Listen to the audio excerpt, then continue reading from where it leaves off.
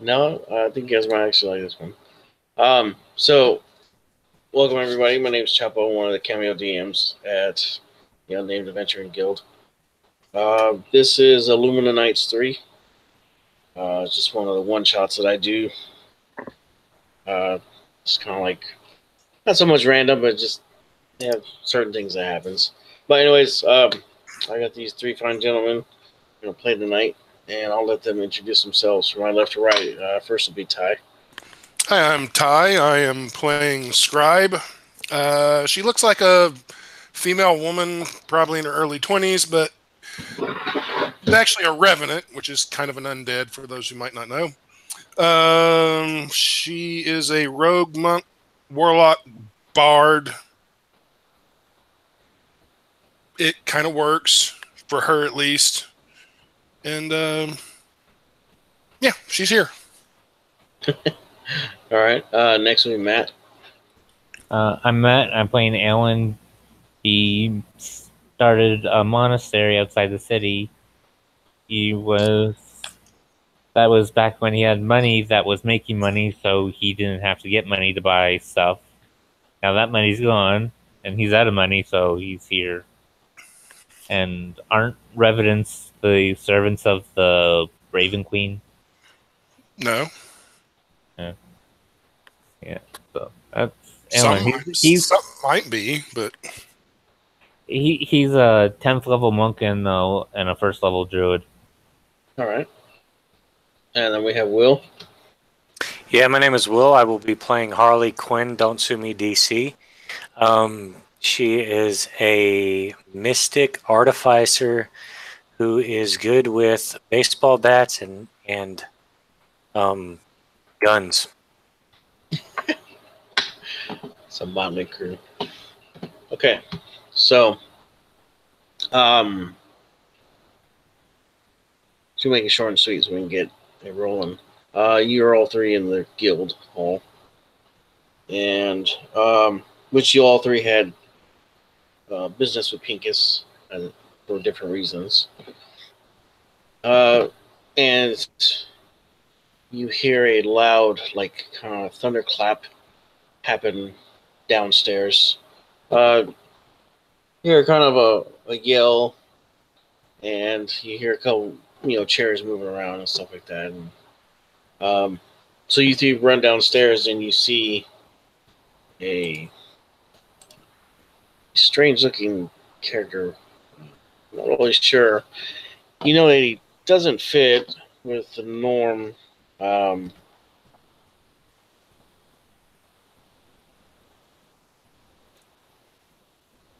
See if I can find a picture here.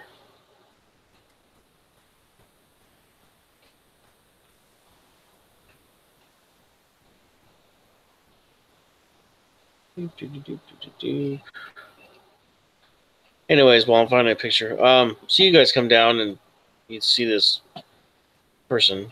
He has these weird-looking contraptions on his body, and his armor glows and makes little beeping sounds and stuff, and you're just like, what kind of shit is this? But he approaches you all, and he says something in a language that you're not really sure. And he switches through probably about a dozen different languages. Finally, he gets to common. He says, "Hello, I am Temporal Knight Nguyen. Can you understand me?" Yeah. Yes. He says, thank the stars. He says, was he speaking Elven or Sylvan before? No, these are really like alien languages. Nothing that you've ever heard before. And you've heard a lot of languages since you've been alive, but these are totally alien. If actually, once he started speaking with in a different language, he would have activated his helm, which did not incur because he was basically casting a spell, I rolled a 54, so that did not incur chaos magic. Comprehend languages. Okay, so you hear him say the same thing, but just in a different dialect. Yeah. He says, yeah. But when he starts speaking common, I'll just say, yeah, I heard you every single time. Well, except for the first time. I just couldn't respond back because I didn't know that language. Okay. He says, well, he says you all are the unnamed adventuring guild, yes? Yeah. That's us. I believe so. I think it's adventurers, but yeah. I do have a name, though. Well, he says, I apologize. He says, I am not from your time. I am Naguyan. I am a temporal knight with the Order of Time and Justice. He says, in my timeline, certain creatures have the ability to shift between timelines, and well, me and my fellows, we try to stop that because they will affect many things, as I'm sure you would guess. He says, this particular instance, we have a being from your timeline that has somehow shifted to my timeline, and for whatever reason, his abilities are not. We can't touch him. We can't hurt him. We can't kill him. We can't stop him. He's just running rapid, and I figured if I can come back to your timeline, maybe I could find somebody to help me. And he says, from the historical documents, this time period, you are the most well known as heroes. Does this individual have a name? He says, yes, but the DM hasn't thought of it yet. Oh. Is it a creature or a humanoid? He says it's what you would call, I believe you call it an elithid. Oh. Great. He says they look like a sea creature.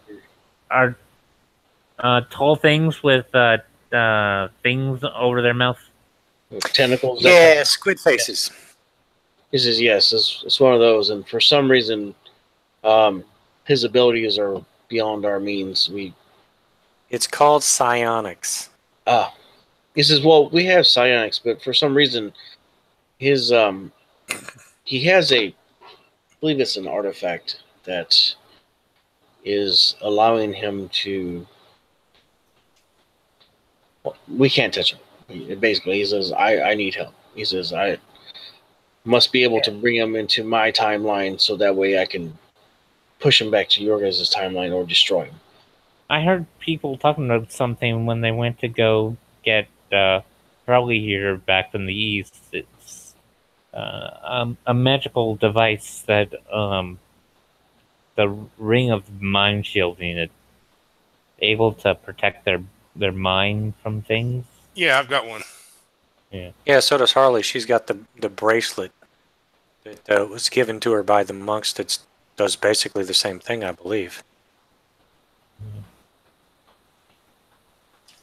He says, your help would be greatly appreciated, and I could reward you with the equivalent of large sum of. I believe you still use gold at this time period, yes? Mm-hmm. Yeah, copper, silver, gold, electrum, jewelry, gold, platinum, guns, tanks, Jello. Jello. Okay. We could be paid in Jello? I didn't know that was an option. If you have adamantine, we take that. He says, "Oh, okay. We call that titanium. Titanium in our time. Nod, nod, nod, nod. Yes. It's a type of space age alloy that is extremely strong. But I believe it's about the equivalent or the same." So Harley just kind of throws both of her hands up in the air with fists, and she's like, "Woo! Space age fuckery." Wait, what's space age? Well, he says, if you allow me, I can transfer some knowledge. And he Okay. reaches out. He reaches out with some psionics to all three of you. Before he does that, I say, be careful going in there. I heard it was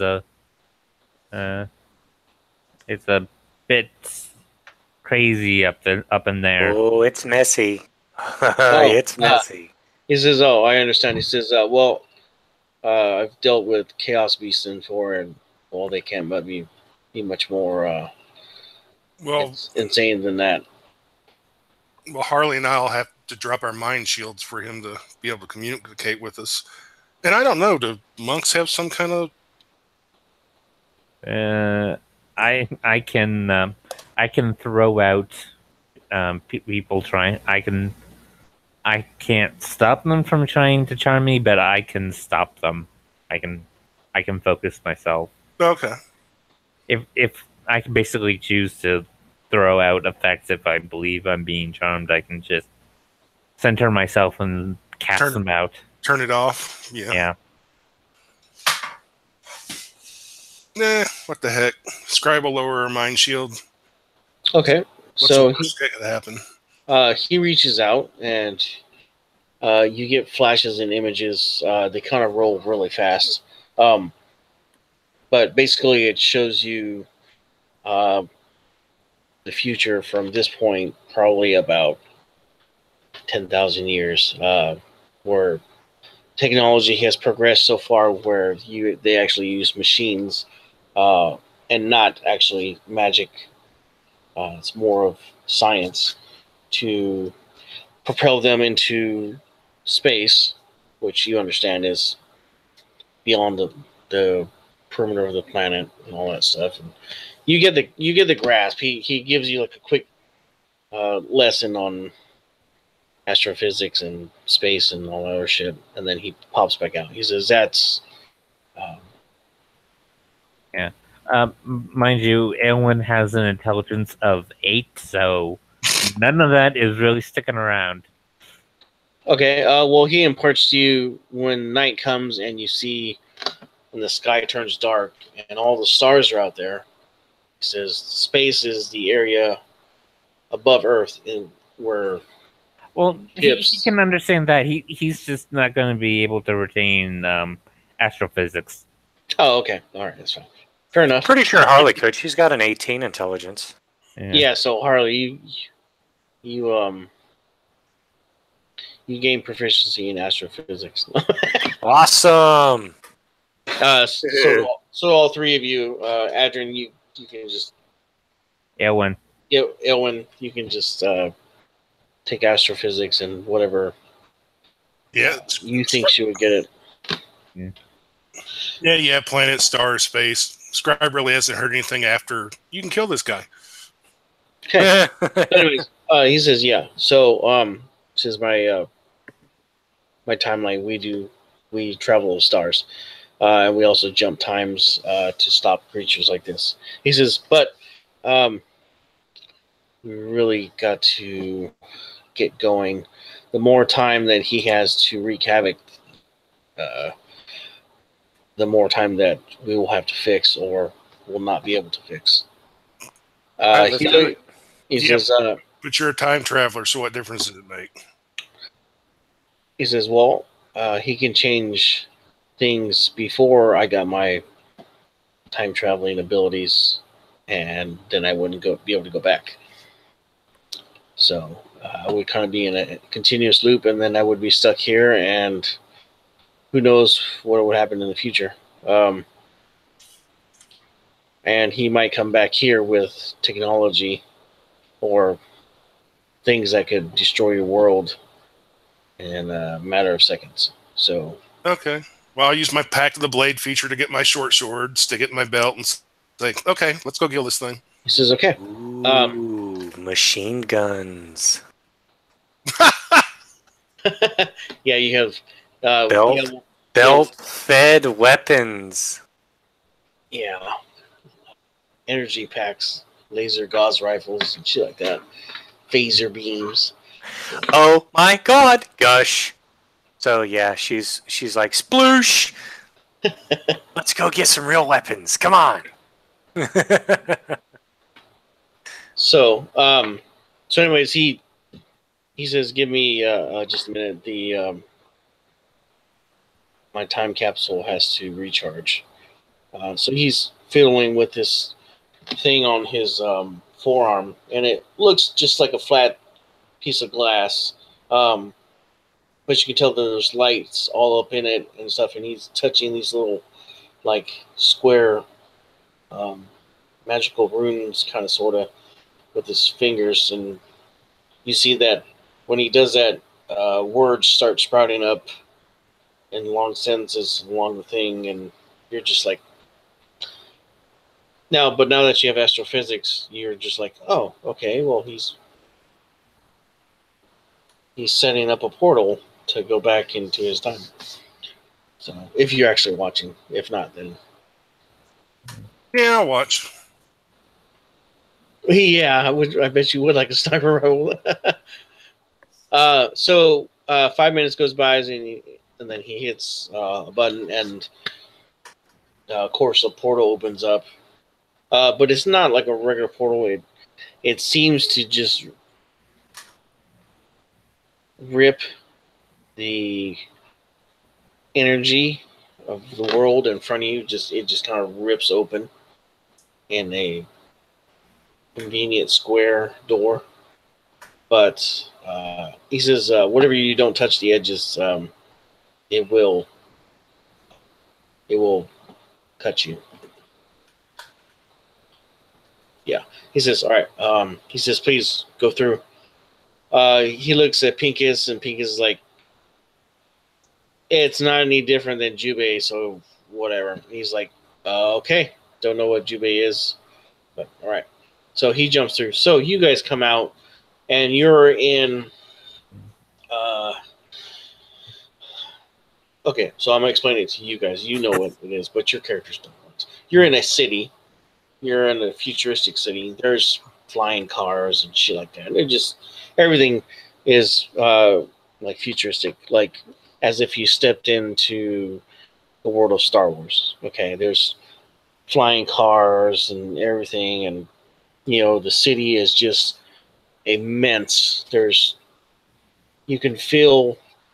For a second, I thought you were going to say Futurama. Oh, no. I thought it was going to say Blade Runner. I like Star Wars. Sorry. No, Star Wars is okay. Lightsaber time. Huh? Lightsaber time. I joined the Sith.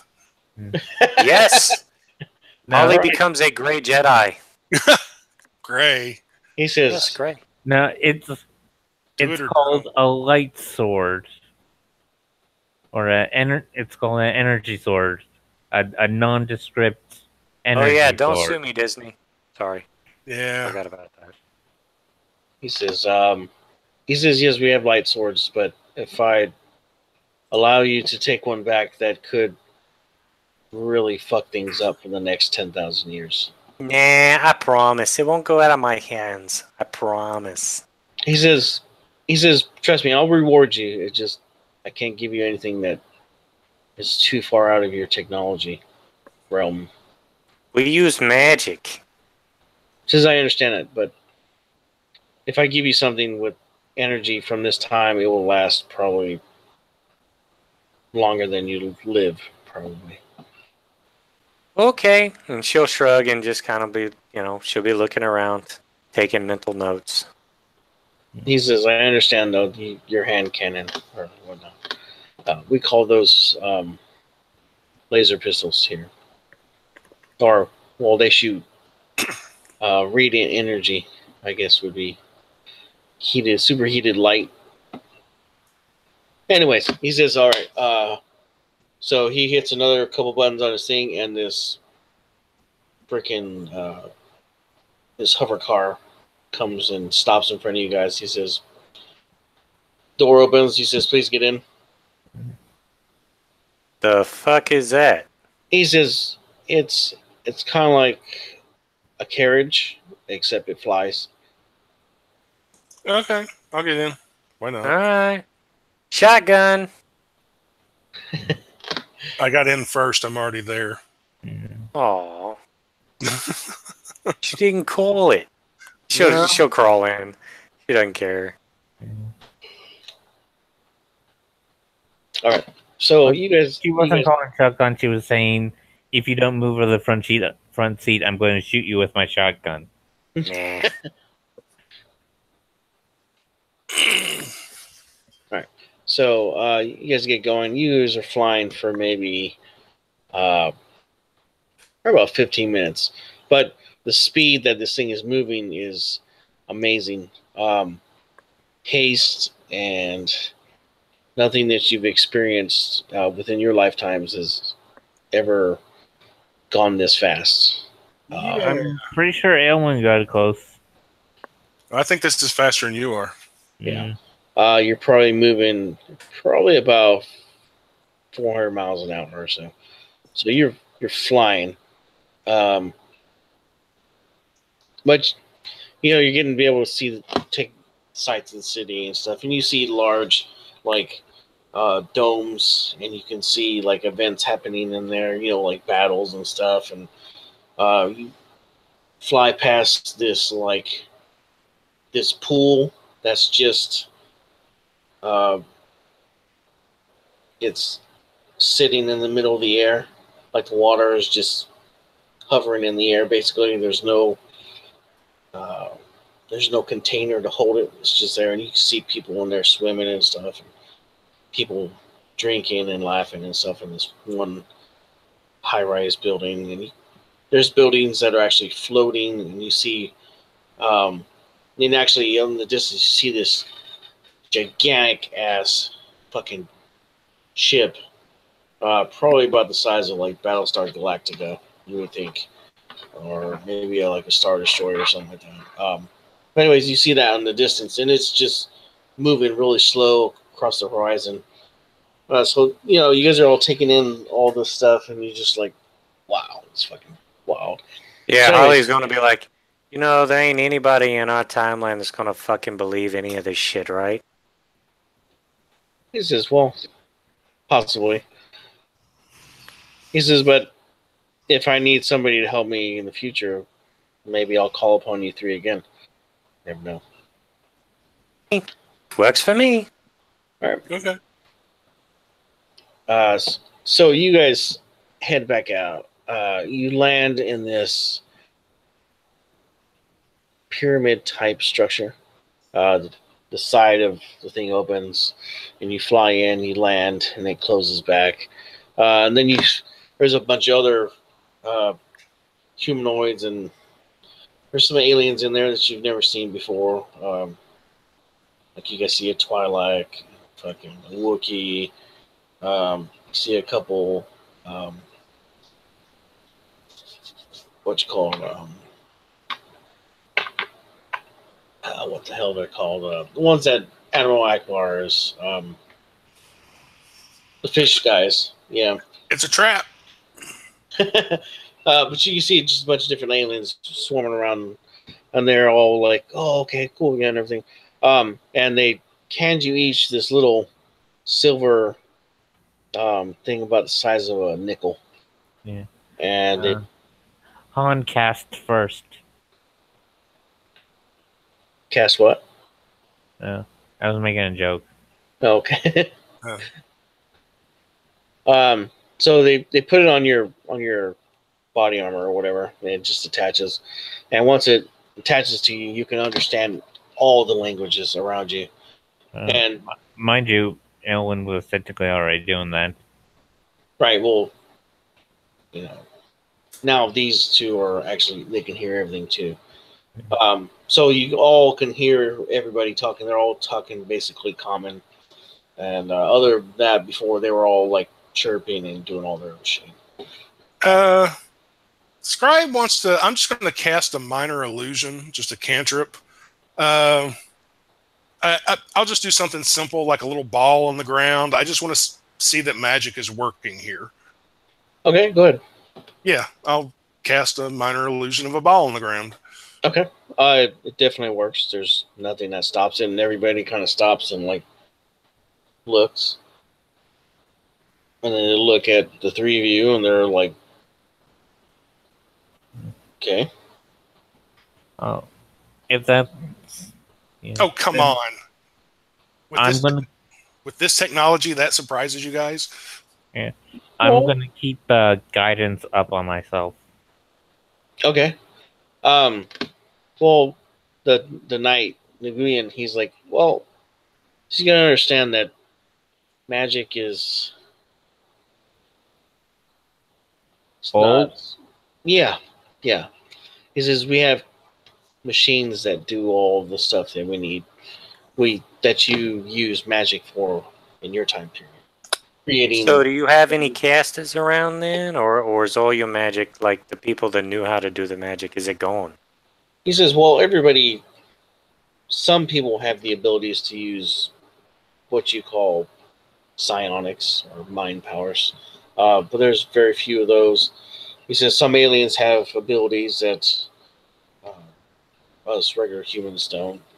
But as far as magic, it's really not been seen too much in the last, I don't know, 7,000 years or so. So it kind of died out about 7,000 years or so ago. Harley is going to just look at Scribe at this point and go, you know, we could really fuck some shit up. You seem to go in again, gets a little nervous. He's like, please don't. It's fine. I'm kidding. I'm kidding. We're not really going. We're here to help you, and we're not going to destroy nothing. I was just making the comment here because both of us can cast magic, and that's yeah. We could make some hella money. Yeah, I make no promises about anything. He says, I'm aware of your abilities when I'm. My biggest concern is going to be trying to get Harley to go back home. He says, oh. Yeah, good fucking luck with that. She's like, I'm home, bitches. What did I start? Shit. Sorry. Belt-fed machine guns, real grenade launchers, not a wand of fireball. Why are you automatic weapons? Dude, it's tanks, AT. Come on. Dude, there's fucking laser rifles and fucking needlers and there's thermal detonators. I mean, come on, you're stopping at fucking 20th century shit, man. Stopping at 20th century shit because that's probably what she'll be allowed to take back with her. She can't have the laser swords. She can't have the laser guns. But she might be able to get a couple of revolvers that she can make rounds for back in her time. Yeah, we might be able to sneak you a 357 Magnum back. See, that's what I'm talking about. We can get you a Verpine assault rifle. Oh, now we're talking. It would only do flintlock thunder cannon when you can have a fully automatic AK-47 Thunder. It's like bop bop bop. 3 rounds, bitches. Too bad Harley's a woman. She'd probably be hard right about now. Oh, man. If she was any more like Bruce Jenner, it'd be right there. Yeah, I can see it now. Roll your damage, Harley. 20 D10. And you take 650 damage. And it ignores chainmail and leather. Yeah. Oh, did I forget to tell you these are armor-piercing rounds? You have plate mail? Not anymore. Yeah. That would change the dynamic of the game. Huh? Just a little. Glad we'll get back. It's like three days later, Harley rules the world. Yeah. Yeah. I know I'm not doing that, Matt. I can feel Matt like, no, Ace, don't do that. Cringe, cringe. Oh no, cringe. I was just going to say, if no one knows anything about magic, Harley has a non-lethal wand of transformation. She could just cause a really big kerfuffle about. Oh my god. You're so right. She could turn all of them into clowns. Oh, thanks, Matt. I totally forgot. Yeah. How's Harley been since the monastery visit? She's actually straight. She hasn't had any issues with mental breakdowns or anything like that. She let's see. She went on an adventure where she went to the Entertainers Guild. She actually dressed up like a clown with the full face paint and all that kind of stuff, and the clown costume and all that, and helped them out with their circus showcase. act that they were doing, their entertainment that they were doing, and then she became an avenger of evil, dressed as a clown still. But then we had to end that one a little bit early because it was getting really late. Hey, but we didn't kill anybody. No, we did not kill anybody. That's absolutely that's absolutely correct. Oh, yeah. Alex had to go to Panther so we had to cut it early, and you had to go to bed. Yeah. Yeah, and We should really continue that sometime, because that would be a great crime fighter type deal, you know. So if I can think of something that need for the band to get back together for that, I'll post the game up. Well, Scribe doesn't care about being a crime fighter. She just, likes to beat up and kill people. Such a violent. So yeah, she's doing very well. She's adjusting very well now that she knows it's psionics and not craziness. Whispers in the back row, back alleyways, about the Clown Avenger. That's cool. Okay, so Nguyen's like, okay, can you guys help me out now, since you guys are talking about world domination and everything in the middle of Super Cop Central? Oh shit, that's right. I forgot where we were. He's like, I understand it's. He says, we're just having fun. I understand. Hey, it's tempting. Trust me. Try being a temporal knight. That will flip your gourd. Okay, what do I apply? He says, well. He says, we'll talk about that later. He says, right now I need you to help me get rid of this monstrosity in my time. Okay. Yeah, let's do it. Let's get rid of this thing and then we can talk. Okay, he says, well, this game is going to end with Men in Black. Oh God, no flashy thingy, please. No, I'm not doing that. You guys will retain all information. That's why I gave you guys astrophysics. We have mind protections against that kind of thing. I wouldn't do that. True. That defeats the purpose, and that would suck. Yeah, we'd lose our XP. Yeah. We would be stronger. We just wouldn't know how we got there because it's muscle memory. No, I think if anything, I'd maybe stab you guys with like some nanites, and if you guys started trying to talk about it, they would shock the fuck out of you or something. Like the geese spell. If you go against it, you take 5d10 psychic damage. It'd be like, like a permanent Steve's fish smack. Anyways, he says, okay. He says, well, come with me. So you guys head into the headquarters, and fucking, there's amazing shit happening. You can see where they have people like time criminals in like cells and shit, and some of them are just normal looking people, and some of them are just doing like crazy shit, like zipping around the room and stuff. And you actually see Cable in one room, and he just kind of stares at you guys and shit, and fucking stare back. Yeah, he's just like, he stares. Anyways, so you get to like what you consider what he says is like the command room. He says, okay, well, he says, we're doing our best to track this thing. He says, but because it has its abilities, we really have to wait for it to react for us to find out where it's at. I know it kind of, you would think with all the doohickeys and all that stuff, he says, but since he has his powers, it's really hard for us to track him. So we're just kind of gonna wait. Here's an idea. You guys know that this thing eats brains?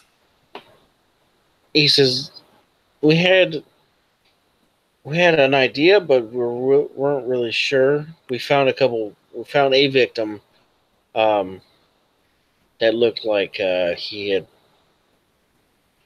stuck something up his nose or something like that, but we didn't know that he actually ate brains.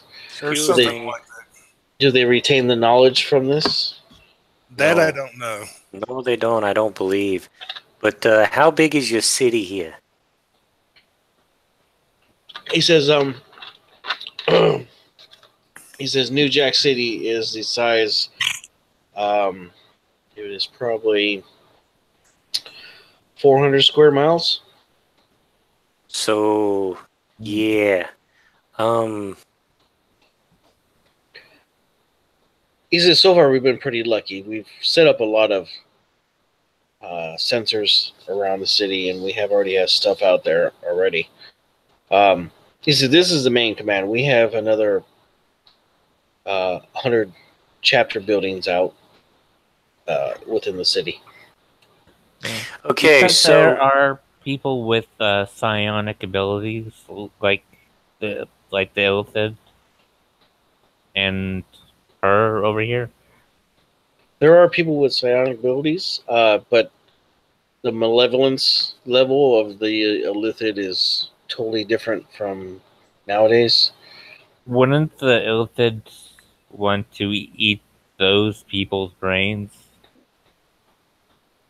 He says, I would, well, he says, hold on. He walks over to this alien at a desk, sitting in front of this big, he's sitting in front of a computer. You know what a computer is, but, you know. So he's sitting in front of a computer screen, and he says, hey, cross-reference the victims and see if they have sonic abilities. He says, all right. He does some shit real quick, and he says, yeah. He says, three of the 5 victims were psionic users. They were registered with the agency also. He says, well, look at that. He's already doing well in this time frame. shut up. Harley's going to close her mind. Is going to close her eyes. She's going to expend 2 psi points. She is going to cast her mind about the area. She's using the nomadic discipline, nomadic mind, find creature ability. Cast your mind about for information about a specific creature. You concentrate for this option's full duration, and you gain the general understanding of the creature's current location. You learn the region, city, town, village, or district where it is, pinpointing an area between 1 and 3 miles on a side, DM's choice. If the creature is in another plane of existence, you instead learn which plane. So she's using her mind to try and find this Illithid.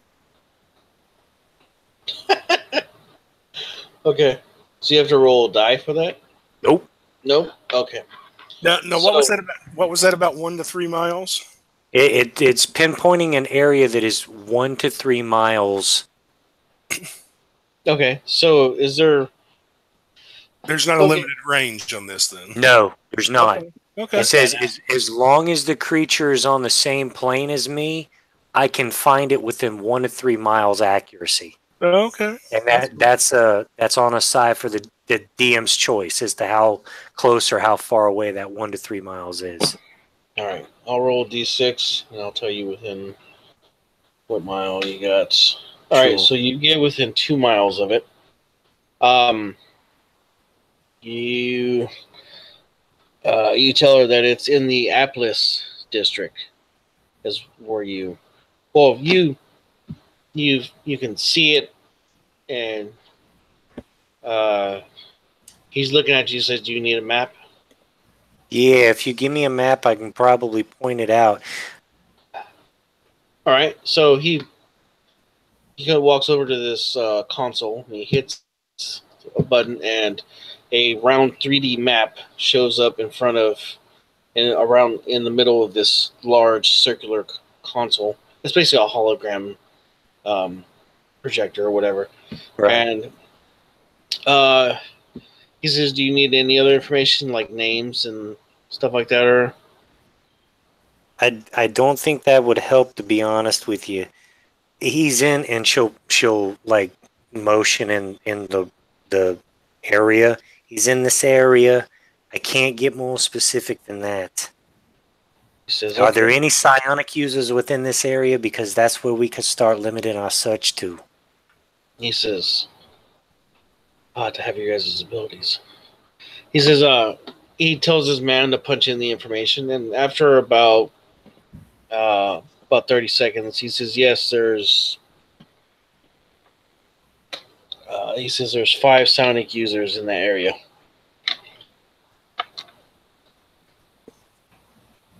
Okay, well then you might wanna start. I don't know. Do you have sending stones or something like that? Can you reach out to them? Oh, communicate. Yes, yes, we have. Yeah, we have communicators. Actually, he says here. He walks over to a cabinet. He opens it up and he pulls out this little earpiece, and he gives it to each one of you. He says, "You insert it in your ear," and he pulls his out. He pushes it back in. He says, "You insert it in your ear, and you can hear and talk to whoever you need to. You just have to prompt the onboard computer to who you want to talk to." So say, he says, "Put it in your ear." You guys put them in your ear. Yeah, I have to Sure. take off my helm, but I'll put it in my ear. Yeah, I'll put it in. Okay, so you put it in your ear and you hear this, boom, "Welcome to Ear Magic 3000. It says, "Processing, buffering, processing." Okay, and then it says, "How may I help you?" He says, "Is it?" Did it get to the point where it says, "How may I help you?" Yeah. He says, "All right." He says, "Night Nguyen to Harley," and then you hear in your ear. You can start hearing him talk. He says, "Can you hear me?" Holy shit, this is awesome! Wait, of course I can hear you. You're standing right there. He says, "Okay." He walks out the room and he's whispering. He says, "Can you hear me now?" Yeah, I can hear you. Okay. See, he says, "End call," and your thing chirps off. Alexa, I want a ham sandwich. Alexa turns around. She says, "I'm not making you no ham sandwich." It says, "Ham has been outlawed for 1,000 years." Excuse me. Oh shit, take me back to Illumina. Yeah. She says, "We don't eat ham because they found that ham makes you fat." Steak? He says, "We have synthetic steak, which tastes just like what steak is supposed to taste like." Chicken? We won't. Well, No, we can't have this. No. chickens are extinct. We have rotabird now, which, from what I understand from historical documents, it tastes just like chicken. Or a lot of things taste just like chicken. Everything tastes like chicken. That's why chicken tastes like everything. You know what She I'm saying? says, "If you want some," she walks over to this other machine, which looks like a microwave. She opens this drawer, and she pulls out this little pebble, looks like a pea, and she sets it on a plate, and she puts it in there, and she hits a button, and it goes, and then she opens it back up, and it's a full size like chicken right there, cooked and everything. She's Okay, like, that's just not natural. No, that's not. There's something wrong about that. "No," she says, "It's science. All it is that take all the liquid out of it, and they like dry it. They super dry it to that size. And so what happens is the machine puts all the nutrients and the liquids back into it, and it goes back to what it was. I'll take a chicken leg and bite into it. Tastes just like chicken. Actually, it's probably the best chicken you've ever had in your lifetime so far. She said that stuff's okay. There's better stuff than that. He's like, this is the shit that they give us here. Alexa, And I want ice cream. she says, okay. She walks over and she grabs another pebble and she hands it to you. She says, well, just suck on it. And she's like, put it in your mouth. Just here. And she hands it to you. Whoa. We don't even know each other. Jeez. She's like, well, you are cute. That's the best way to do it. I put it in my Right. So you start tasting like, Scribe would taste like a banana split or whatever ice cream that you think Scribe would like. It starts, as you salivate, it activates the chemicals in it, and you start tasting it. And actually, it gets cold in there, but it just doesn't have you don't have a big scoop of ice cream. It just keeps going until it just runs out. Yeah, it's got a nice flavor, but She's like, there's places that actually do still make the real stuff. She's like, but it's really expensive. Or the lines are almost a mile long because they just, they're really popular. They try to make everything so easy nowadays. They just give you this pebble, and it's supposed to give you all the nutrients you need for your day or whatnot. And, some people just like old-fashioned. yeah, I could see these being handy if you're traveling. Save on space and wait for rations, but... Okay, focus, people. There's people out there that are going to die because this illithid is out there sucking on brains. Yeah, Probably doesn't taste like ice cream either. She says, out in the Outer Rims, I hear people still actually hunt for their food. Now, see, that's something I could get into. Let's hunt this illithid down real quick. Okay. So she goes back to her console. Anyways, the other dude that Naguya was working with, he says, yeah. He says these 5, they've been contacted, and they're supposed to let the authorities know anything out of the ordinary happens. Or if illithids can stun people, right? Well, he says all we have is the information from the historical documents, and he pulls out this monster manual. He says this is all we have to work on. Oh shit! I'm surprised you all ain't dead yet. Oh, this is first. This company called Wizards of the Coast, or Dungeons and Dragons, or something, put these books out so long ago, and we don't know if the information is correct or not, but that's what we have. Can I see that book? He says, I'm sorry, it's the only one we have. You must be really careful with it. He hands you the book. You've got all this, what did you call them? Computers? Yes. I was going to make a Deadpool joke, but I figured it was too obvious. Go ahead. It's fine. It's all good. He says, yes, I know, we have computers. All this information is in the computers, but it was translated so long ago. He's like, plus I just like books, Okay. So would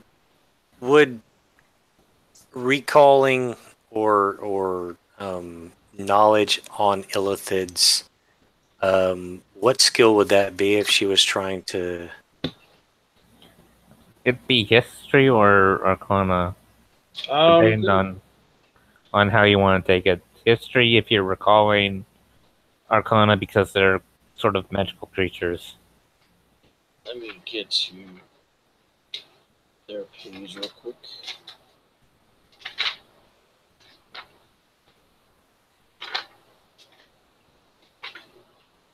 Any day now. There we go.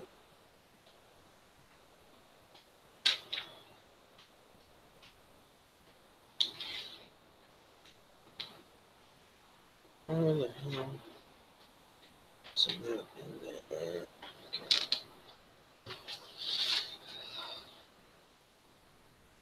Oh, they have them as mind flayers. That's what. Okay. I was looking for a lithid. My bad. It's all good. I've used them before against you guys. I should know that shit. But yeah. So what are we trying to find again? Trying to general knowledge of illithids that might not actually be in their little book. Try and help them out a little bit more.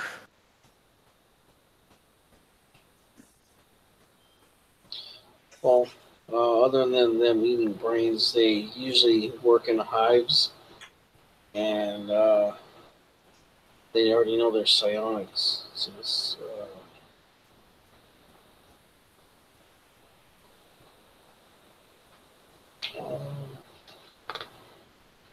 you're looking. You're Well, remembering. according to this book, they have something called magic resistance. Yeah. And they can. He says we have the knowledge that they can use psionics, and that they're. I know they're resistant to our types of psionic attacks, and they've been able to. A lot of times they've been able to dominate whoever attacks them, and also they shift into another dimension or something like that. And that right there, we don't. It's not as easy for us as it is to time travel. I know it doesn't make any sense, but we haven't got that technology down all the way without having repercussions, anyways. Oh. Yeah, because you need magic to do that. Like, only powerful wizards have the ability to make bridges to different planes of existence. So, well, says for all the technology, we're not 10,000-year-old wizards, you know. So that's why I came back to find you guys. You guys know how to combat these things. Yeah. And what do these numbers mean by this mind flayer? Oh, he says those are the power levels that we believe are what they are. Like, there's a certain level of power, strength, and dexterity, and how much of a beating they can take, and their intelligence versus their common sense, which I would think you would call wisdom, and then I believe these creatures are not really charismatic. They're not just walking down the street. Nah, they're ugly as fuck. Yeah. So what would be considered average then? As far as nowadays, he says, well, since we have these numbers here, he says 10 is the average humanoid. 10 all the way across. He says anything out of the norm of that is just some beings are just a little less intelligent, but they may have more physical qualities that are more than ours, and such like that. So it all depends on. Awen's just gonna punch his right fist into his left open hand and says, "Well, if 10's average, that means he's not that mobile, which means I can probably keep tripping him." Oh, he says, well, that's I was referring 10 to like normal people. He says this thing is it's above average because it comes from a world where they have beings like you hunting them, so they have to be a little bit more little bit more than average. He says the power levels of these mind players are quite. Well, I'm going to suggest we just go to this area where Harley thought it was, and we start hunting it. Oh, he says yes, yes. He's like, sorry, just trying to throw you the knowledge for what we understand. He says, but yes, we can head over there right now. Well, Harley rolled a 24 on Arcana or information on the Illithids for whatever that's worth. And she would pass along whatever information she had to everybody involved here, Scribe and Aylwin and everybody else. Okay. Well, everybody knows they have magic resistance. They have advantage on saving throws and against spells and other magical effects. They have psionics. They have certain stuff they can do every day. They do have tentacles. They have a tentacle attack. And if they hit you, it's like being grappled, and then basically you're stunned, and then the tentacles extract your brain. Then they have the Mind Blast, which everybody knows what those are. It's a 60-foot cone of mental force. And yeah, then Elwin already took one of those. yeah, you did, huh? Actually, wasn't like the first game that I ran. Yeah, In the cave, or one of the first few games. yeah. We fought and killed the Illithid, but we were not there for the Illithid. We were there for the giant kin who had a bunch of slaves, and we got out of there before the Illithid's siblings came back. Because we were not at the level to fight a group of them. One was hard enough. Oh yeah, it was a great fight. You guys came out though. Yeah. He says, well, other than that, he's somewhat hard to attack, and he does have a healthy constitution as far as the amount of damage their body can sustain.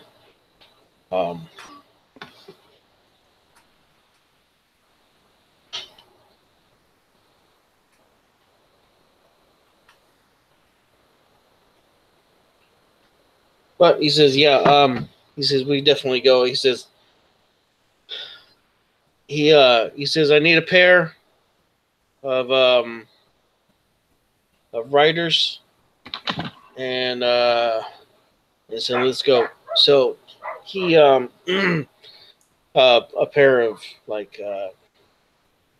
dudes come out, and they have gear on and stuff, and they've got some rifles and stuff. And they jump in the hover car with you guys, and you guys take off. He says, well, as far as this location is, he says we have maybe about a half an hour ride.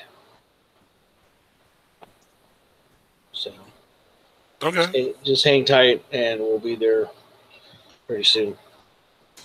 Hey, do you have like a book or something that I can write this information in for you guys so you can update your files or whatever it is you call them?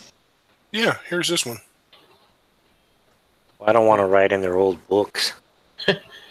He says we don't really do that anymore. He says he picks up a tablet basically. He taps it a couple times, and then it shows a blank screen. It's basically like a word program. He says you just type the letter, make the word, and then when you want space in between the words, you hit this long button here, or square. And then if you mess up, you can hit this square, which is backspace, and then there you go. He says all the buttons here will have all the letters and stuff of the alphabet. He says if you need any more help. Other than that, I mean, It's pretty simple. He says, I know the letters are not in order, but they've taught how to type in this manner for millennia. So it's just really never changed. So he hands it to you, and you work on it. Roll me an intelligence check. Quick. Sure. What's your modifier? For intelligence, like straight intelligence, is a +4. Okay. If we're doing a save, it's a +7. No, it's not a save. It's just like an ability check. Okay. D20 clears. Okay, so that's a nat 20, so 23. Okay, so you're just like... Or 24, sorry. Yeah, you're like, sure. You type a couple times, and then you're just like, oh, I see how that works. And then like you're just like, and you already got like 3 pages of information down. You're like, this is pretty easy. This is pretty awesome. He's looking at it just like, wow, just like that, huh? You just picked it up just like that? That's amazing. He says, maybe we can keep you here. Since you could probably teach a lot of these people around here. He says, I can't do that. Anyways, so yeah, you right. Hey, Goyle can hope, right? Yeah. You could. So Charger for this thing. Huh? Ran out? I think the cord is over here somewhere. Or it might be over here somewhere.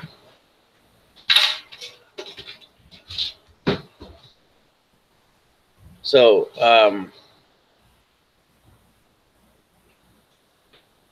let's see if you're right. Anyways, he writes like a 12-page. She writes a 12-page paper on how shit and stuff like that. I'm gonna wait until she gets back. Do you guys need a break for a minute? Oh, I'm here. Sorry, I was just grabbing a drink real quick. I'm back. Whatever. All right. Hold on. If you guys want to take a minute, that's fine with me. I just need to grab something to drink.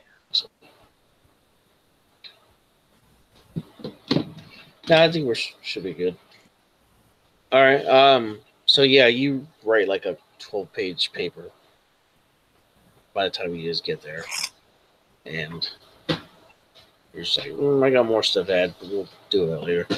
So, the Guian hits a couple of buttons on the console, and the screen in the center of the console lights up, and you can see that when you hit the button,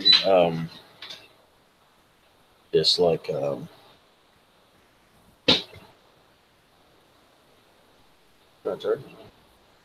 It lit up for a little bit. okay. Yeah, there we go. Just charge it. It'll charge it. It's cool. Awesome. All right, so yeah, it's like a word scan comes up, and you see he's scanning the area for psionic energies and stuff, and he says, there we go. He says, we got a ping right here, and that's actually near one of the homes, one of the psionic users. He says, I'm taking it down. So he shoots down, and while he's doing that, a missile streaks out from below and hits the bottom of the hovercraft. And he's like, oh, shit. I didn't see that coming. Missile? Yeah. Damn. Yeah, so he's like, shit, and he's going to roll piloting, which he does okay. So he's like, yeah. He's like, hold on. And he comes in, and you guys kind of crash land. Each of you will take a point of bludgeoning damage. Can I jump out of the vehicle? Okay, it's moving pretty fucking fast. I have slow fall. Yeah, so do I, actually. Yeah. Okay. Go ahead. Yeah, I use my reaction to fall out of the vehicle, Yeah, I'll do the same thing. so I can I'll reduce. just take the damage. Okay. Hey, 1 point's 1 point. Right. Yep. All right. So you guys fall out, Yeah. and Well, I'm able to reduce 50 points of fall damage. So okay. Well, there's only like you're only about 20 feet off the ground when you jumped out. So Oh, yeah. I really doubt that's gonna have to be rolled. That you're probably negate that shit just with your regular roll. mhm. Oh yeah, that's only 2d6. Yeah. I can handle that, and I'm only a 4th level monk. Right. So, and people around the area are scattering and screaming and stuff. And so you're looking through. All right, Harley, you're inside this thing. Like I said, you only took like a point of bludgeoning damage or force damage or whatever. You're looking at the screen on this thing, and you see people running and stuff, and you actually see the illithid on the screen come out, and he just starts like fucking smacking people. And he grabs this one person, and you see his tentacles shoot up in his head and mingle for a little bit with his face, and then he pulls it back out, and the person just flops on the ground. And then he looks around, and he sees you guys, and he pulls out this orange ball. How far away is he from me? He's probably about it's probably about 300 feet away. Okay. She can see it because it's optics. Anyways, he chucks his ball, and maybe a second or two later, you guys see this ball arcing towards the frickin' hovercraft. Getting the fuck out the hovercraft and getting away Yeah. from it. Yeah, so you run out, and so does Nguyen and one of the dudes. One of the guys still strapped in. He got knocked out. And this ball hits the fucking... How far away is the craft from me? Probably about... Well, you jumped out at 20 feet, and he probably went another 50 feet. So you're probably about 60 feet away from it. Okay. Can I have an action? What are you going to do? I was going to use a key point to dash as a bonus so I can move 110 and use my action to get that guy out of there and use the other 50 feet to get him away. Okay. Yeah, Harley would probably try to, now that I know that there's a guy in there, Harley would probably try to get the damn dude out of there. Okay. She doesn't have any key points to spend, but she would definitely try to get his harness or whatever off. And yeah, so do you have a knife or a dagger or anything like that? oh yeah, she's got a dagger on her. All right, so roll me an attack roll real quick. Sure. It's going to be like a, let's see, 15. Yeah, that'll hit. So roll your damage.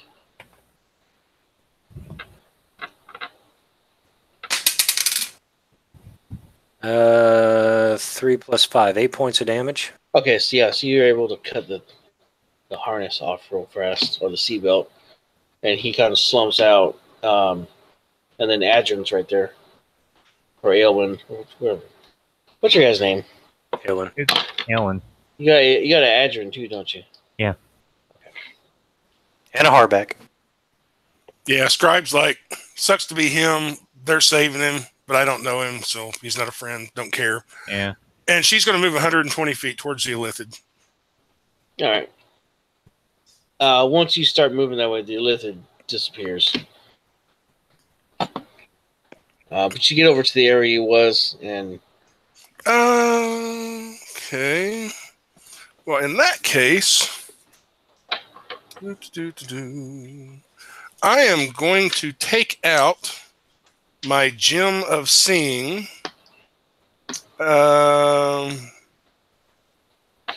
And look around for this guy. It basically gives me true sight. So if he's invisible or like ethereal, I should see him around. But I mean, if he teleported or something, I'm not going to see him, obviously.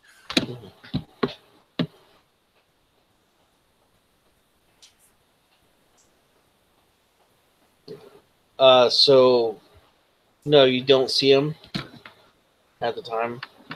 Even with your sight, you're not really sure where he went.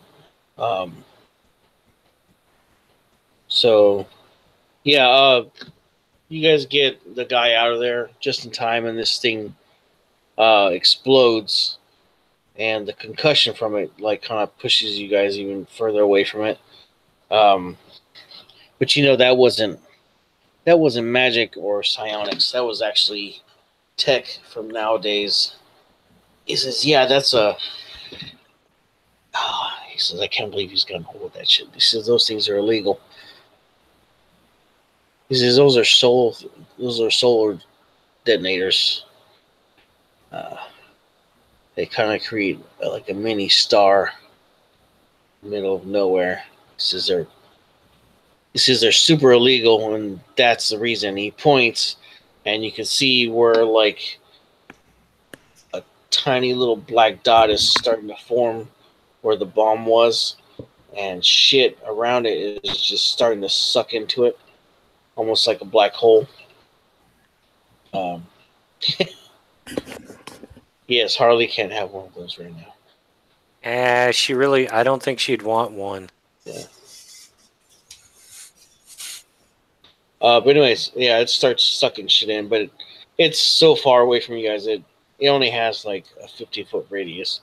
But it starts sucking the wreckage of the car into it and stuff. He says, "Well, we're on foot from here."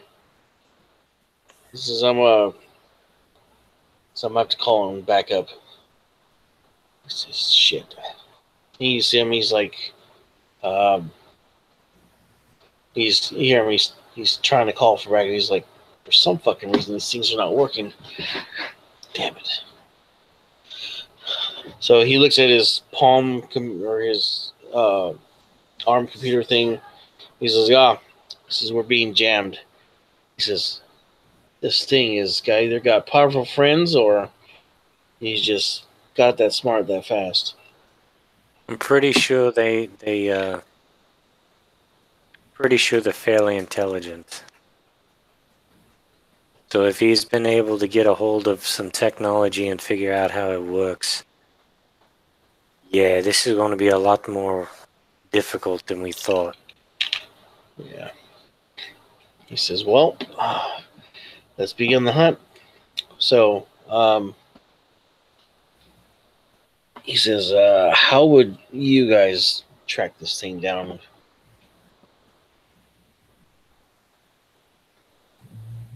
Well, I don't think it's going to do any good, but I can look for tracks. He says, "Hey, it's a start." I might not be able to tell where it went if it teleported, but I might be able to tell where it came from, and maybe it's going to go back there. That's a good idea. Yeah. So, yeah, I guess I'll look for tracks. I got a 21 on my roll. Okay. So you actually pick up some tracks, actually. But they're different in what you normally would see, like in Illumina. They actually have like a energy residual left over. You guys are pretty sure that you know that he can plane shift, but you think in that sense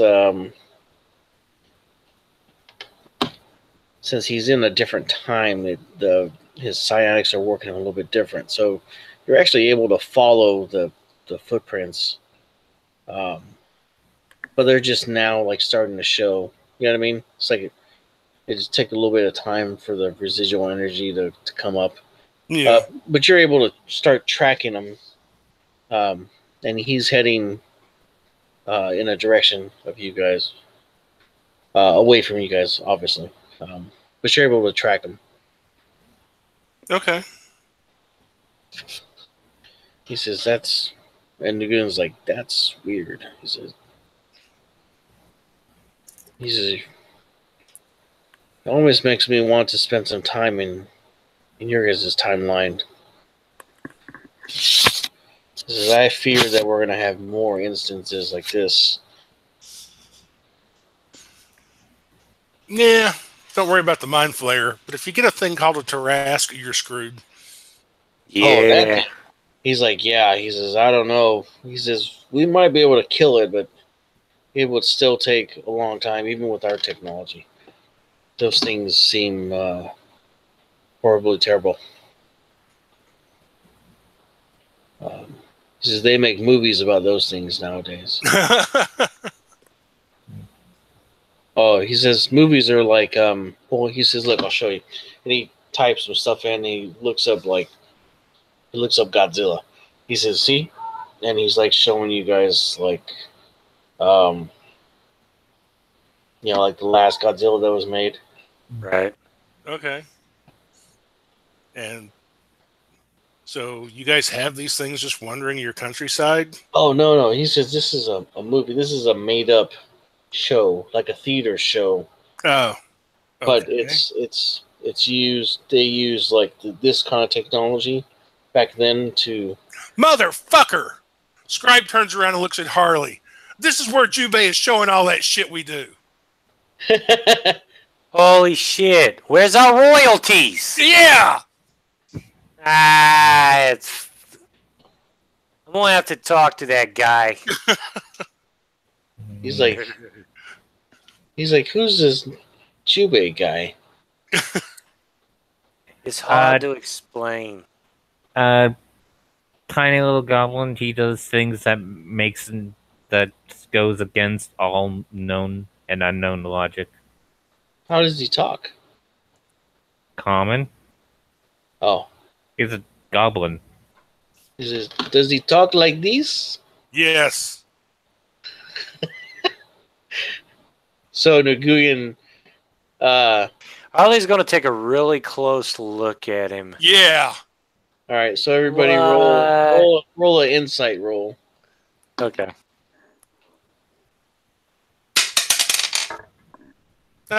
Only a 14. I got a 15.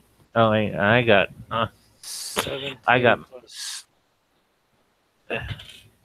23. Okay. So I got 18. Yeah, Harley catches it. You look into Naguyan's eyes, and you see Jubei's eyes looking back at you. The fuck? It's Jubei. He laughs. He's like, "Well, I never expected you three to catch on." Okay, so seriously, are we actually in the future, or is this some fuckery you've created? Because either way, it's pretty badass. He says, "Well, actually, you are in the future." He says, "My real name is Naguyan." He says, "But I pose as Jubei when I go back because there's certain things in the timeline that need to be fixed. And plus, I'm bored with this shit here." He says, "Come on, they make all the adventures now." He's like, "Why do that when you can watch it in live form in front of you?" He says, "All the magical creatures that were used to be around have been eradicated for millennium." So you're not really like a Templar Knight or whatever it is, or Temporal Knight or whatever? Or you are? He says, "I am in a way." He says, "I'm." But isn't Jubei supposed to be able to cast magic? Yeah. He's like, "You're talking about me in third person." He says, "Yes, I do cast magic." He says, I do a lot of different things. He says, Didn't they say magic wasn't around for like They lied. thousands of years? oh, of course. He says, but I'm immortal. I can make these people think what they want to think. He says, but it got to a certain point where their technology, they don't believe in fantasy. Well, they see your time era as fantasy, where there's griffins and dragons, and he says by this time all that stuff has been eradicated. You know, the technology caught up, and dragons just can't compete with a weapon that will blow their chest out. You know, I mean, he's like, look, he pulls out a laser pistol, and he shoots fucking another car, and it explodes. He says that's just a tiny bit of energy. He says that's a gun or a laser pistol. He says, imagine what you can do with this back in your time frame. Oh, hell yeah. Yeah, because Scribe's totally sending Harley a message. We need that shit. No shit, right?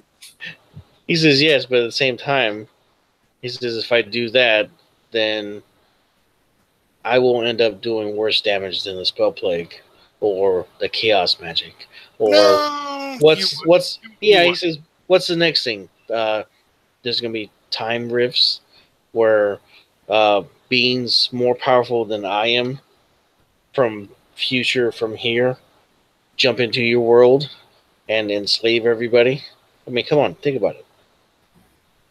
I mean, honestly. He says the gods, they do exist, obviously. He says, but they've just moved on to different places. They're not needed anymore. They're not worshipped anymore. Eventually, just like he says in humans' history, eventually they were worshipping gods called Zeus and Hermes and stuff like that. And he says eventually they just got over them, and their power faded, and so they left. They went to somewhere else where they could, be worshipped and stuff like that, and their power grew again. Why do you think the gods always change, or one god dies and two more sprout up? It's because people are always going to worship or something like that. But that's in your time era. Nowadays, they don't believe in God, and they believe in technology power. If you're worried about somebody coming back in time and like killing a bunch of people and enslaving everybody, you've obviously not spent enough time in Illumina. Everything's already fucked up there anyway. He says yes, but he says you gotta understand too. He says, I know I go out there and I do different things, and I create fuckery and stuff like that. He says, but I actually do care for your guys' timeline. He says, and I spend a lot of my energy fighting beings that do try and go back and create chaos. Just like this Illithid, he shouldn't be here. His abilities are way far out of these people around, these beings here. They don't understand it. All they understand is technology. They understand this. He grabs his gun and he shakes it. He says that's all they understand. They don't understand magic. He says, can you imagine if magic was during this time frame, how fucking rampant evil people would be in this time frame? He says it's unimaginable. He's kind of got a point. It's just like if my technology was back in your time, you, Scribe, the being that you are, if I handed you this pistol, you would go back and you would rule the world. Because I know you would figure out a way. No, just listen. I wouldn't, because eventually you might. I don't have any interest in ruling the world, but okay. I would use it in my line of work for sure. Well, yeah, but what if someone accidentally got it from you? An evil, like, let's say the Dark Queen got this. Then I'd hunt him down and kill him. Okay, well, what if she shoots you? She makes you implode with one shot. So that's the power of this weapon.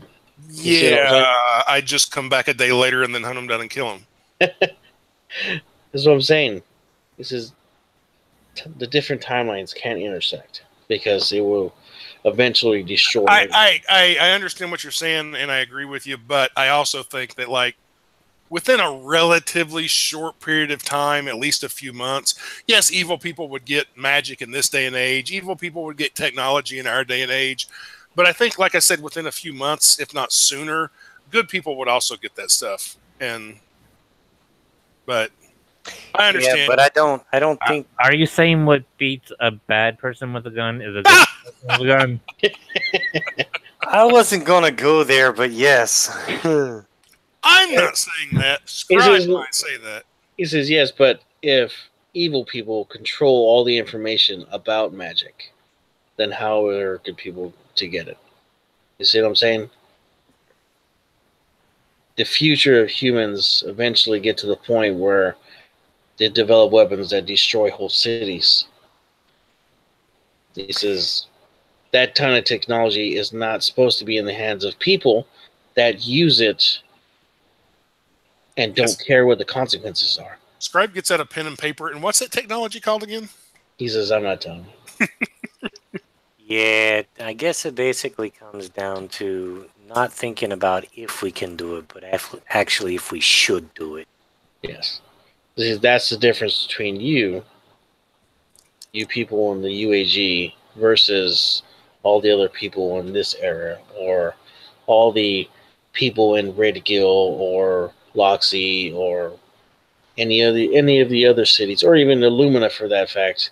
The the vampire lords and all the other crap that happens in there. Wait, what? What about vampire? He says, "Don't worry about it." He says, "Just a point." There's vampire lords in Illumina. There's vampire lords everywhere. Well, yeah. He says, "But," he says, "That's the whole point." He says, "But I myself can aid you when I can. That doesn't disrupt the timeline too bad by giving you different items that help you overcome." There's a rumor. There was a rumor going around the guild for a little while that the wizard guild leaders took a bunch of people and went back in time. Okay, outside of the game, I really don't know if that happened or not. It did. Oh, yeah, it did. It did. Yeah, and somebody decided to. We're live, right? Yeah, somebody decided to go ahead and teach one of the primal elven crafters how to make spear tips out of metal and actually And that's why up the timeline. Yeah, and now that's why there's 5 noble houses in Illumina instead of 4. That's great. You see what I'm saying? Mm-hmm. He's like, or Nguyen, he's like, see? That type of shit right there is the type of stuff that I'm trying to avoid. He says, but It's all good. Some of it's good, some of it's bad. Yeah. Some of it, Now we know the next time Adrian goes back in time, he won't take Throwhack. Right? He says, now that guy, he's pretty funny. He says, he's like, trust me, if I knew there wouldn't be cosmic consequences of handing you all the technology that you needed to rule the world that you're in right now, because I knew that you would be benevolent and everything would be straight and everything like that, yeah, I would give it to you. He says, but everybody changes with power. He says, even I did. He says, I wasn't always this. He says, I did have a normal life, and then shit, I don't remember what happened. And then I am what I am. And I've been alive for 23,000 years. But you're at least a goblin, right? He says, yes, I was a goblin at one point.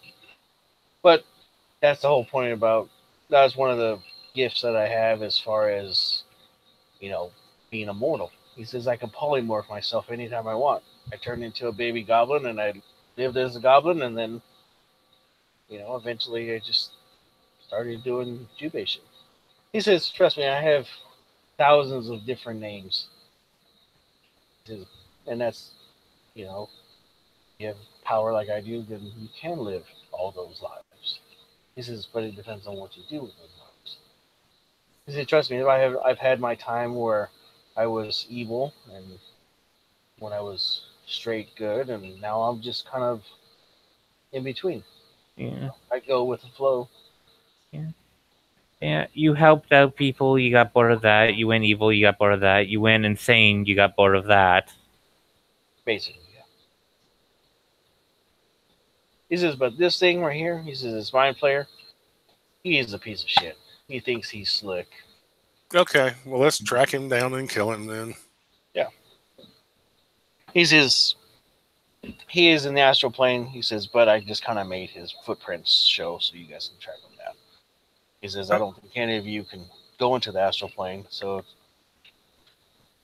but I don't want to just like snap my fingers and he explodes. That defeats the point of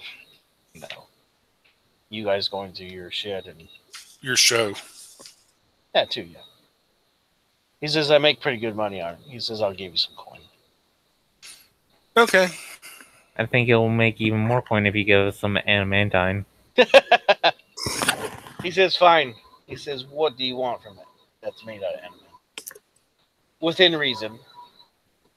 Oh, the only thing that I want is never have to worry about my monastery running out of food or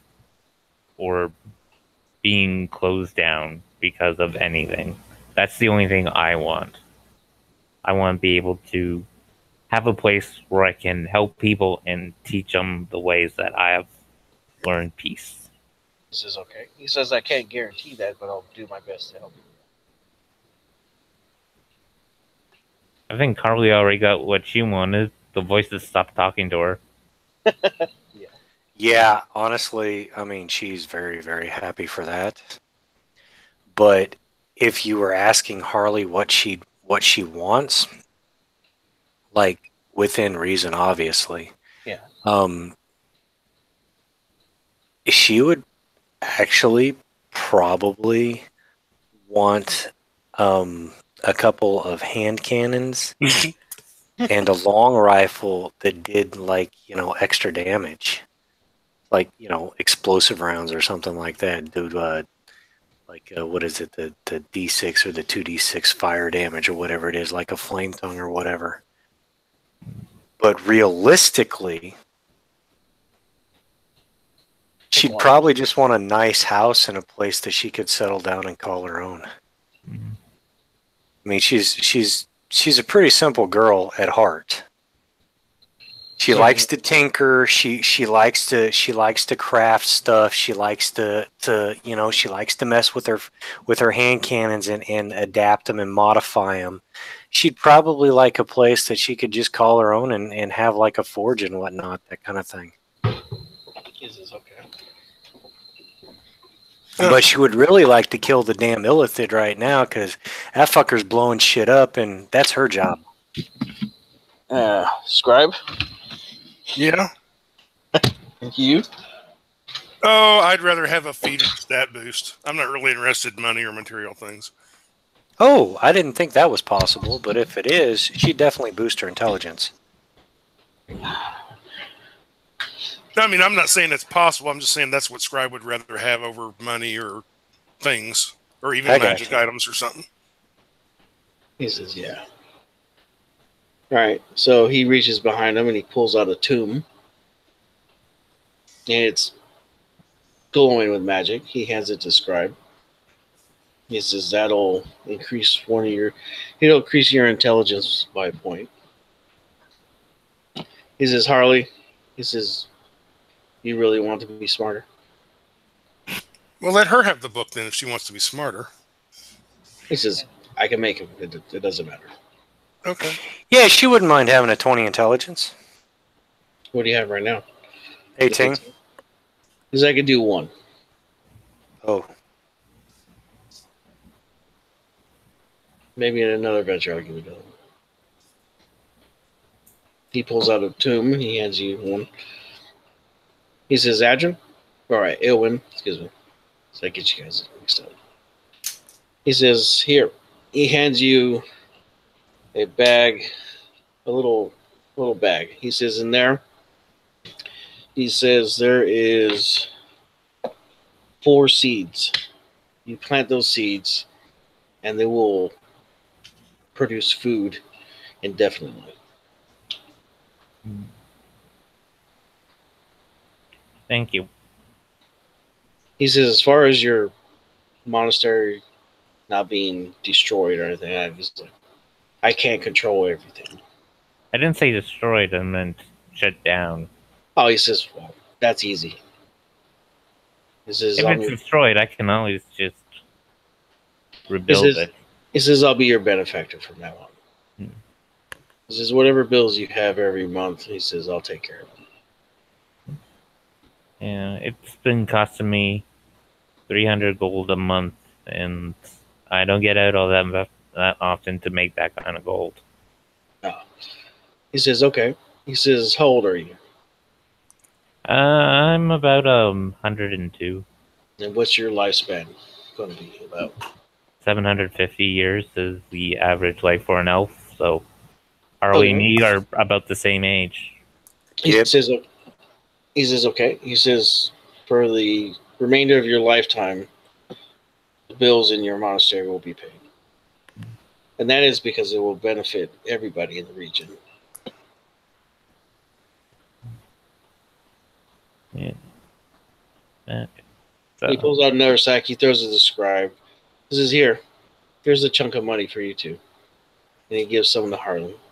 He says, that'll buy you a little hut or a house, which you can make how much money's in there? My monastery, to build and buy that land, it cost almost 20,000 gold. Okay. He says, as long as you use it for that, Harley, he says, that'll be enough gold in there for you to do what you want to do. Build your house with a nice forge in the back. Sweet. He says, the upkeep, he says, well, that's on you. He says, but you don't have to pay bills for it. It's yours. Sweet. Thanks. He claps his hand, he pulls it out, and there's a little scroll there. He says, here, there's a deed to the land. It'll be all taken care of when you get back. So how much money did you give Scribe? You open up and you look inside, and there's about 11 huge gems in there.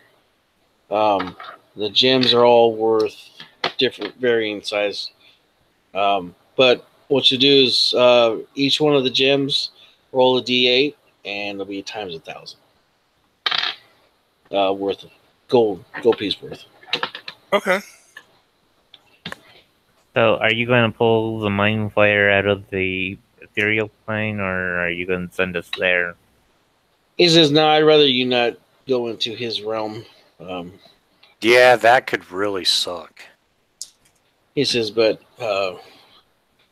he reaches out and grabs something, and he yanks it, and the mind flayer flings out to where you guys are at, within about 30 paces of you guys. And he says, have at it. Roll initiative. Not bad, but not great. All right, so the mind flayer has an 8 on initiative. I'm definitely going to go ahead of him. Yeah.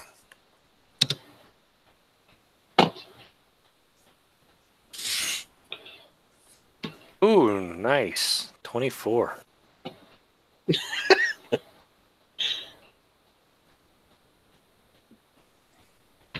All right, so Harley, you and Scribe, your intelligence is a +1 at this point. I figured by the time when you get the book, it just kind of enervates you, and then it dissipates. So you each get a +1 to your intelligence. If that's what you guys are choosing. Yeah. Okay. Or if it'll do. Yeah, these are all even, so intelligence would be what you would try to boost. It's not try. You boost it by 1. All right, cool. Thank you. Yeah, thanks. He's like And then- one other thing. He's like, don't tell anybody that about me. All right. Tell anybody what? We don't know shit. All right. Who are you again? He's like, Hey, Captain? you know I don't go anywhere. he's like, yeah. He says, well, this mind flayer needs some ass kicking, so I'm gonna sit back and watch, and my audience too. Okay. You see a drone not too far off with a little camera. Here we go. He says, I edited out all my shit. Oh, you don't know what that is. He says, don't worry about it. It's on now. He's like, have at it. All right, so, Scribe, you're up first. Okay, He is just standing up. I'm 30 feet away from him. Yes.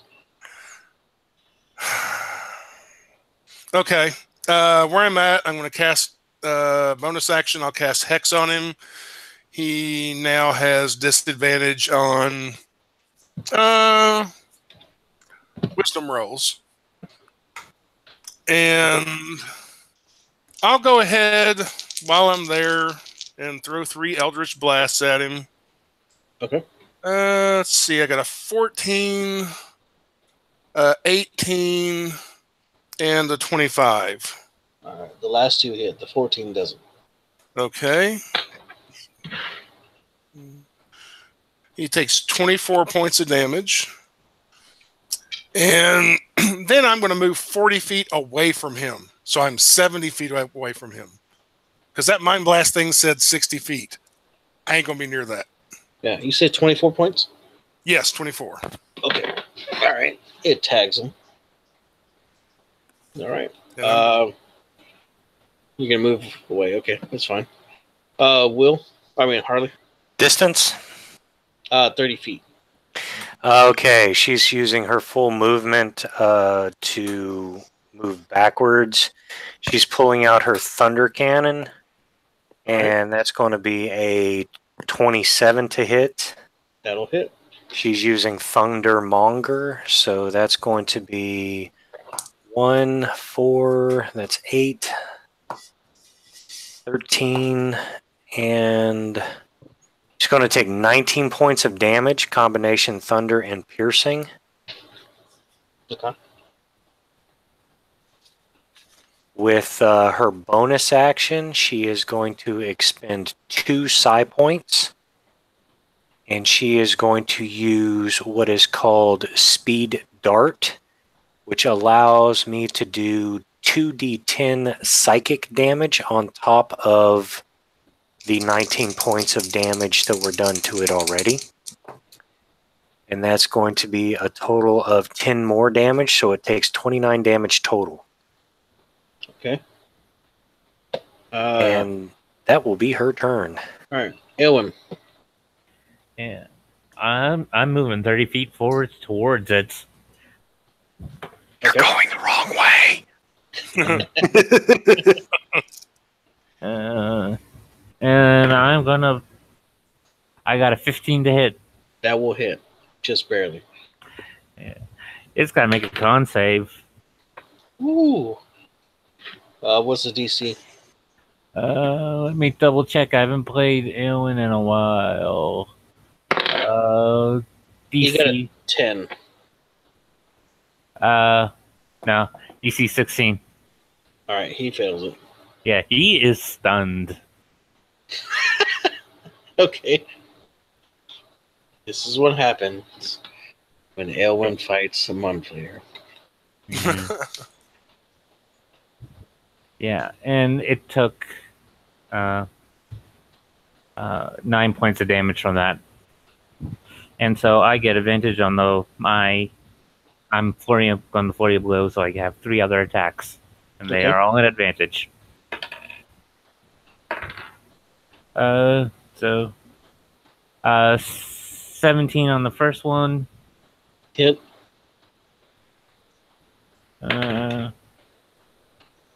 Yeah. It took 8 points of damage from that. All right. He is barely hanging on. Yeah. I rolled a 26 on my first flurry of blows, and it can't take reactions. You can't, anyways. And it took 5 points of damage from that. Okay. And a 19 to hit on the last one That'll hit. for 8 points of damage. All right. That's my turn. That's because Flurry of Blows is a bonus action. Okay. So you run forward, you hit him, he goes stunned, and then you hit him 3 more times. Pop, pop, pop. And the last time you hit him, you iron palm him right in the face, and his eyes go cross, and he falls backwards, and he doesn't move anymore. And combat is over. And I turn back to him and I say, and you were making him such a big deal. Dude had a fucking bazooka. Of course he was a big deal. He's a big deal because he was using technology from nowadays, and the information that he got from all these people that he sucked their brains out, and now he was a lot more dangerous. If he hadn't been killed, then he probably would have become very powerful. I'm just going to take this second, and since he is still stunned for a couple more seconds, I'm just going to snap his neck. You know, that quick, just one motion. Okay. Harley's going to search the body. She got a 23. All right. So you find another one of those solar detonators. Okay. Yeah. Jibe, She's just going to hand it over. He eyes you and he's like... She's just going to hand it over. She wants nothing to do with anything like that. That's total BS. He says, that's... Yeah, you probably don't want to take that with you. She's just thinking if there's something like that that can cause this much destruction right here in this age, imagine how much destruction it will cause, you know, in our age. Yeah. Especially with that whole black hole thing going on. No, we don't want that kind of bullshit anywhere near Illumina. Yeah, he says Technically, that has already been near Illumina. That fire elemental literally almost went collapsed star. Like it was true. How many times does that supernova. happen versus pull the pin, throw a grenade, boom, you've got a collapsed star. Yeah. You know. Well, it didn't go collapse. If things didn't happen, it would have went supernova and blew up half. Like, would have almost wiped Illumina off the map. Yeah. Yeah, he says that thing right there probably would have...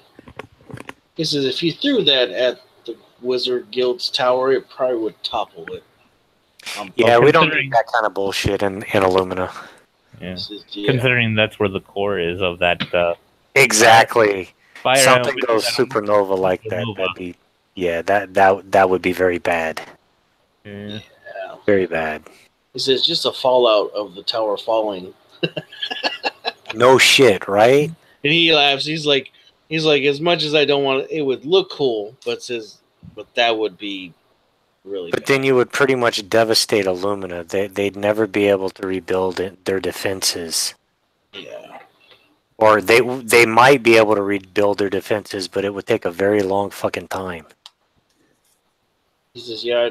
He's like, I'm really sorry about the dragon thing. I couldn't help on that one. It's not your fault. He says I wanted to, but Some things just have to happen. yeah. He says, well, that's why I didn't intercede.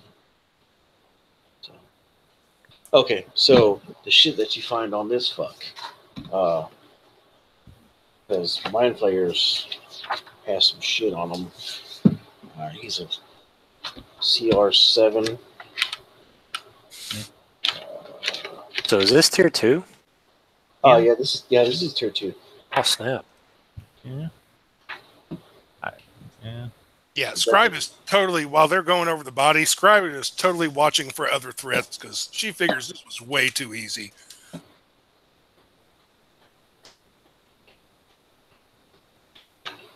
No.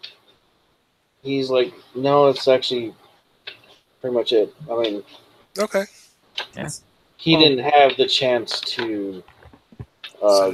Set up a show. Yeah. He didn't have. Technically, since it's CR7, Harley could technically go one-on-one on that thing, since they're both. I don't know. The Mind Flayer Psionics is a hell of a lot better than Harley's is. Yeah, but if you keep your distance, you could use your hand cannons. True. That nomadic arrow, the gives me ranged weapons attacks that ignore disadvantage. I just can't get advantage if it was subject to disadvantage. So, with that, I could stay, even with the hand cannons, attacking twice. Or even with the thunder cannon, if I could somehow figure out how to stay 300 to 400 feet away from it. And just blast it with Thundermonger all the time. Yeah, so he's CR7, let's see. Oh yeah. Alright. So I'm gonna roll D100 here for this thing.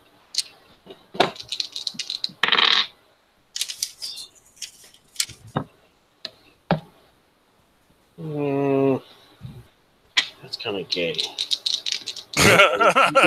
You guys already have fucking money. There we go. That's a little better. Oh, yeah, I've already rolled D8s for all those gems. I got a crap load of money. All right, so I roll 4 times on chart C. That's on chart C here. Magic item table C. All right, so I can roll it for you, or I can each give you one, and I'll roll one. What do you want to do? Hey, what? You can do what now? Actually, you How can about each- everyone roll one so everyone feels involved? Yeah. So, Scribe, roll a D100 for me. 51. All right. Potion of Stone Giant Strength. Okay. Matt.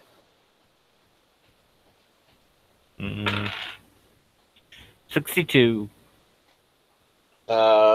Potion of in. Did you say 61 last time or 51s? 51. 5-1. Okay. This one is a potion of invulnerability. All right. Will? All right.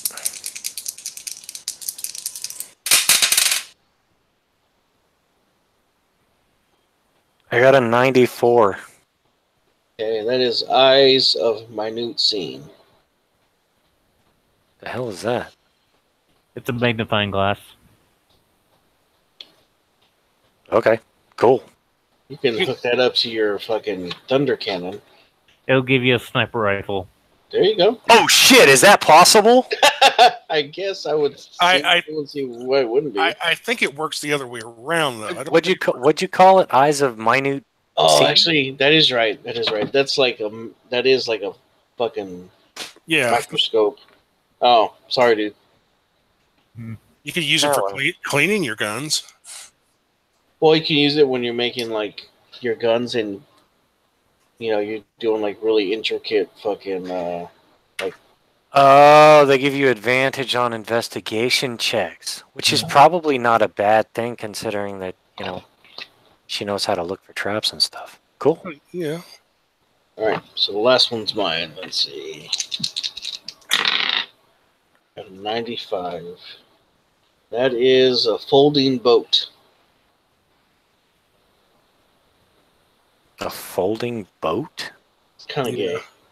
It's kind of gay. It is. Actually, I mean, it turns into about the size of a small chest, but Mhm. then it extends out. I think to like a 20-foot like canoe or something like that. I think. Cool. I mean, if you ever need a canoe, you got a fucking canoe. Well, we could either take it back to the guild or I don't know. Ewing can literally run on water, so Yeah. Well, I wasn't thinking for adventures, but we could take it at the guild if anyone ever needs a boat, or the guild has 2 ships, a shipping vessel, yeah, I know fishing that. vessel, and they have a galleon. Yeah, but I'm not talking about like seaworthy vessels or whatever. I mean, if they ever need like somebody needs a boat for a lake or something like that, Oh yeah. or I don't know, maybe you could use it at the monastery. Mm. Yeah, so you I'm can make. not near water. Yeah, Okay. so the box is 12 inches long, 6 inches wide, and 6 inches deep. Weighs 4 pounds.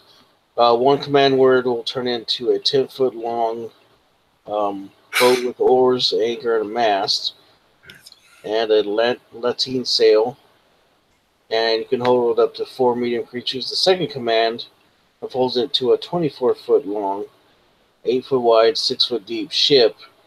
Has a deck, rowing seats, 5 sets of oars, a steering oar and anchor, deck cabin, mast with a square sail, and it can hold up to 15 medium creatures comfortably. Or we could sell it or give it to or- somebody. Yeah, it's a wondrous item rare. That would fetch a good price, I believe. Shit, rares are like, They're 4,000 gold. yeah. And we could try to talk somebody up. There you Yeah, if you roll over 20 on a persuasion, there'll be 50. You'll get 50%. Of course, if you roll 9 or less, you'll get 2,000. Does anybody else have persuasion? I can give anyone guidance to give them a D4. I'm not proficient in it, but I've got a +2 in it. He's like, do you guys really want this boat, or you just rather have the money? Oh, we can do like just the money. I don't think anybody's going to be able to use it at the guild. He's like, fine. He's like, here. He pulls out another pouch from behind him and he throws it to one of you. He's like, that's 4,000 gold. He's like, give my damn boat back. Sorry, we just don't know what to do with it. He's like, no. He says, I'll keep it and just give it to somebody else. I could use a laser sword though. Yeah. He says, you ain't got one of those, buddy. Well, He you says, know, we do have those he says, in our time. They're just oh, they're flame not tongues. called lasers. No, actually, they're called Psionic? no. What is it? Sunblade? No. Yeah, that's it. Sunblade. Sunblade. Yeah, they're like laser swords. So they do radiant damage. Yeah, it does D8 radiant damage or slashing, and then if it's +2 attack, and for undead, it's an extra D8 radiant damage. Yeah, But see, Harley gets a D6 to hit on her bat, and she also gets 2d6 acid damage on her bat. So it's not like she can really use it. You know what I'm saying? I mean, yeah, it's a longsword and it's finesse, but the baseball bat is just a reskinned short sword, so it's a light finesse weapon anyway. If she ever wanted to go rogue or whatever to get the sneak attack damage. Yeah, this is Sunblade. That looks pretty cool. Yeah, Sunblade's like a lightsaber or a Closest thing to it. Yeah, it's the closest thing to it that you're going to get in 5e. And Yeah. if you put that, if you combine that with a mystic, like a full 10, 12 levels of mystic, you've got a fucking Jedi. I mean, like literally all the shit that a mystic can do with a sun sword, and you give them like bracers of defense. You've got a flipping Jedi. That's like a Thundar the Barbarian sort of. Yeah, kind of. Yeah. Alex has a rogue who has one. Does it? Yeah, they're Ooh, actually They're actually pretty neat. Yeah, oh yeah, I'm looking at it now. It looks fucking cool. He says, yeah. He's like, okay, this guy's done. I'll leave him for the authorities to look over and dissect and all that shit. He says, for all I know, they'll probably clone him. Then perhaps we should burn the body. He says, yeah, it's probably a good idea. Okay. He snaps his finger, a little flame appears in his fingertips, and he just drops it on the thing, and it just immolates and turns into dust. And like, if anyone asks, you can just say the wizard did it. He says, yeah, the wizard did it. Yeah, they're not going to be able to get any DNA out of that. No, they're not. He says, I'll make sure of it. Anyways, these things don't need to be.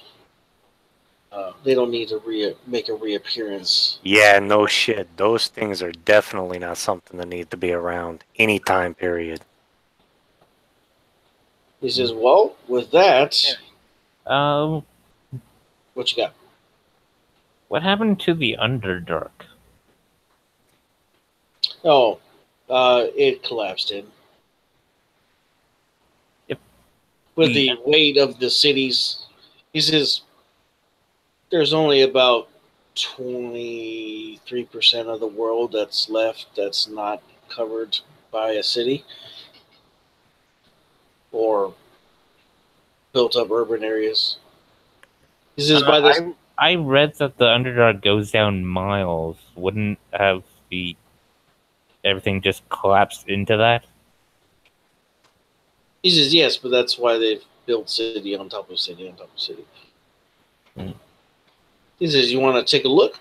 And he slaps his fingers, and you guys fly down about 3 miles. And you're looking at the wreckage of Menzerbozan. Holy shit. He says, yeah, see? And you see where everything's caved in.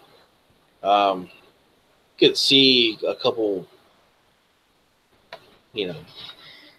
Crap. Hang on, I'll be right back. creatures. Okay. You see a couple creatures crawling around in there and stuff, but it's just like stupid shit, like fungus men and stuff like that. I mean, this is drows still exist, but they've kind of just melded into society, and they've forgotten who they were, and all their abilities are gone.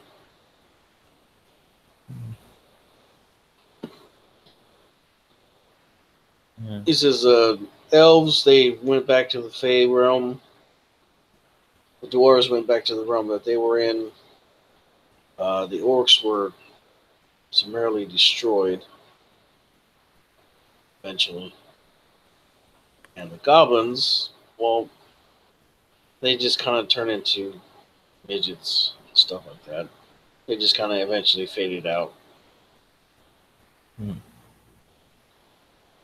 So, of all the humanoid races, humans are the only ones left. Yes, because they breed fast. They outbred everything else. I mean, elves take like almost a year and a half or 2 years or something like that. A year. A year. Dwarves, well, there's just, though they're hardy creatures, they just, eventually the humans overran all their kingdoms, because humans are greedy. Halflings, well, they just kind of turn into what they call midgets now. They were kind of bred out of existence. They happen every once in a while,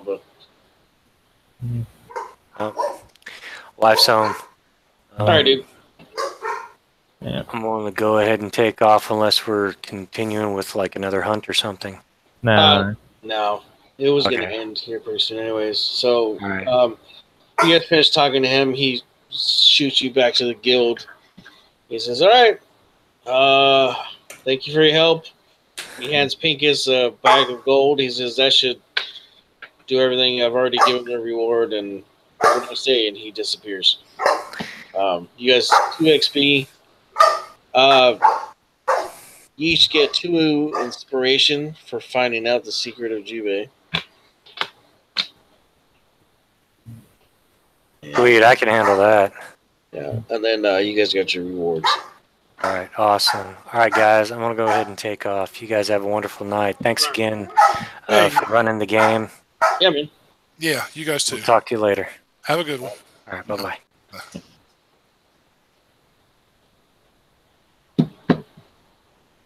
Stop broadcast. Everybody took off. Just being on myself. Anyways, anybody that watches, thanks for watching. Have a good night. Oh, you're back. Like everybody took off. What's up, man? Broadcast is still running. It's all right. I was about to stop it. I was talking to myself and to everybody else. That's cool. I'm stopping it.